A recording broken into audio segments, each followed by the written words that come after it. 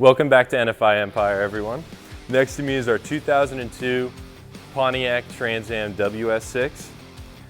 Customer purchased it from us here, and it was a vehicle that was on consignment. He was looking to see how can I make more power, and he decided to go with a ProCharger, one of several different ways to achieve more power, but arguably one of my favorite.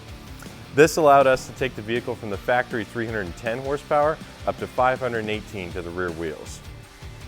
As we take a look around the engine bay here, he optioned for the polished aluminum plenum, and then of course it was the tuner kit as well, which allowed him to select injectors and a different fuel pump. Underneath, you can actually see our compressor, which is tucked down behind the radiator here. And we also have twin intercoolers, or air coolers, that'll be down and underneath in the ducts.